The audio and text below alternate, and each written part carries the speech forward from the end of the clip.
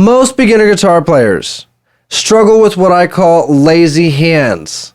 Strings buzz, their transitions are clumsy, and speed plateaus. So today, I'm going to walk you through a simple 6-step method that's going to clean up your technique, boost your speed, and instantly make you sound more professional. But first, make sure you grab the free Guitar Level Up PDF workbook.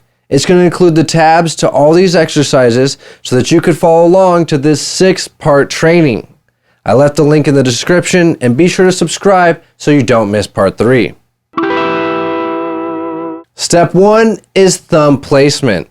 It is the most overlooked technique that I see in not only beginners, but also self-taught players who have been playing on and off for years. If your thumb is in the wrong spot, everything else downstream suffers. So get this right early on, and everything else will be easier. If your thumb is too far over the neck, you lose reach and strength. If it's sideways, all of your control disappears. Your thumb is your anchor. Your whole fretting hand depends on it. So your thumb is either helping you or hindering you. And I need you guys to get in the habit of always being conscious of what your thumb is doing. Keep it mobile. In most cases, you want to keep the thumb vertical for most scales and chords and transitions. Now, having the thumb over the neck can be used for some techniques. But for now, keep that thumb vertical and keep it moving with your hand. Step 2 is finger placement. This is where a lot of players lose speed, clarity, and tuning without even realizing it. You can have all your chords and your scales memorized, but if your fingers are in the right place, it's still not going to sound good. Okay, so the goal is to place your fingertip right behind that fret wire, not on top of it and not in the middle or too far back. Right behind that fret wire is the sweet spot. That's going to give you the cleanest tone with the least amount of pressure. Now, make sure you're staying on your fingertips and you have your knuckles bent.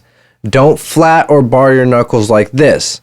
Staying on our fingertips allows us to hit the note directly and eliminates any muting or fret buzz. This is one of those subtle things that separates beginners from clean, confident sounding players.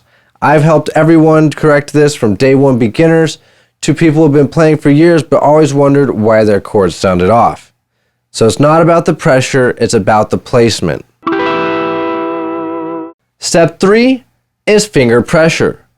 This is where many beginners waste energy and speed. Not enough pressure and the notes buzz. Too much pressure and you burn out fast and you accidentally push the notes sharp. Here's the truth. You don't need to press nearly as hard as you think you do. If your finger's in the right place like we went over in step 2, then only a light amount of pressure makes a nice clean tone. Here's a quick test. Let's take our first finger on the 3rd string of the 5th fret. Now, don't press down, just lightly touch the string like this and pluck. You should have a muting sound. Slowly begin to put down pressure until you hear the note. That is the minimum amount of pressure that you need to fret the note. Now, go a little bit harder and test all the way as hard as you can and come back soft again. This is training your body to develop exactly the right amount of pressure to make a clean note. When you get this right, you'll be able to play longer without fatigue. Your speed improves and your tone will be cleaner and more dynamic. Step 4 is wrist angle, and it is critical for speed, comfort, and preventing injury. A crinked wrist or collapsed wrist makes it impossible to play cleanly, and it's usually the reason why the fingers can't reach and stretch properly. Here's what to look for. Your wrist should be relaxed and neutral, not bent forward or pushing towards the neck. If your thumb's in the right place, like we went over in step 1, then the wrist will settle into a nice, neutral, gentle curve. Here's a small test. Take a simple chord, and if your wrist is caving in, try dropping your elbow, and that should make your wrist more neutral, like this. You want to keep a little bit of space in between your first finger, your palm, and the neck. This small shift often fixes the whole hand. Step 5 is where we bring it all together with a simple but powerful chromatic exercise. This isn't just a warm-up. This is a test of everything that we've went over so far. Thumb placement, finger pressure, wrist positioning, and finger control. But first, if you still haven't yet, download the free PDF workbook, Guitar Level Up. It has the tabs for this exact exercise, plus practice tips to go with it. I left the link in the description, and it's crucial if you want to get the most out of this lesson. So here's how it works. Take your first finger, go to the first fret on the low 6th string.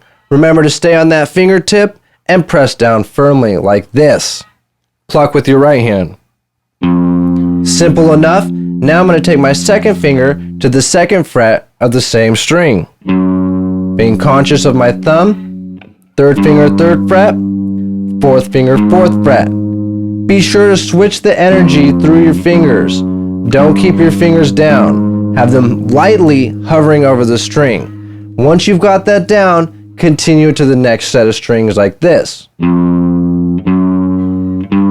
Focus on precision and clarity. Next string. Next string. Keep going. Don't rush. Stay on your fingertips. Command your fingers what to do. Descend. I'm going to go a little bit faster just to get through the exercise, but I want you to focus on clarity, not speed. Precision, technique, and accuracy. I teach this exact exercise to all my private students, whether they're day 1 beginners or advanced players, because it scales with you. You could work on speed, accuracy, or use it as a warm-up right before the gig. Make it yours, get creative with it. Step 6 is chord transitions. This is where many beginner guitar players get stuck. They memorize the chord shapes, but switching between them feels clunky, slow, and out of time. That's because smooth transitions require technique, timing, and repetition, not just memorization. Alright, here's what I want us to try. Let's say that you were learning a chord progression that goes between C and G. Don't even touch your guitar and visualize your fingers on the fretboard. Okay, what does my C major look like? Get it perfect. Tell your fingers where to go. Tell your fingers to stay on the fingertips. Have your thumb conscious in your brain. Build it. See it. Now, transition it to the G chord. Where do those fingers go on the G chord? Command your fingers where to go and how to play properly. This is going to instill proper technique into our brain so that we can get it out of our brain and into our fingers. When you're ready, give it a try. Get that transition. Okay? Clarity and precision. The next thing we're going to do is set a timer for 2 minutes, and you're just going to transition between C and G using a simple quarter note strum. Don't worry about mistakes. Play through mistakes. The main thing is the transition. So just like this.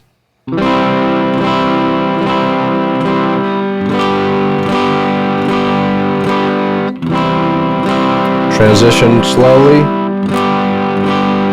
Play through your mistakes. Remember to breathe and have fun.